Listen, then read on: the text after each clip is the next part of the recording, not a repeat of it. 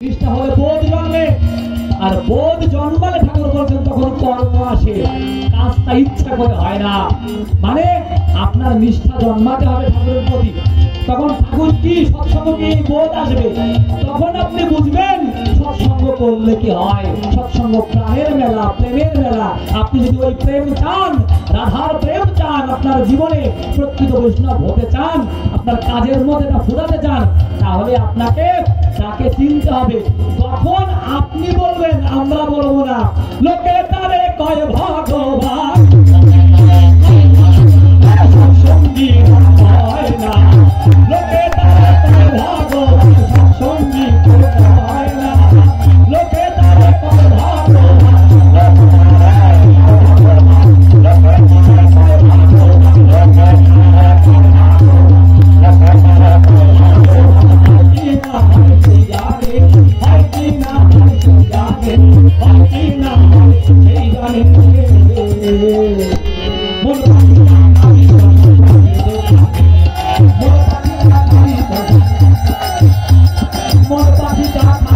সৎসঙ্গের দোকান ও চায়ের নেশা ভারী,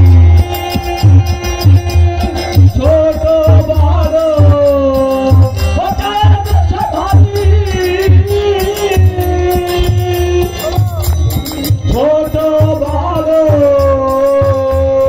সবাই চলে সেইখানে, সবাই চলে সেইখানে, সবাই চলে সেইখানে, সেইখানে।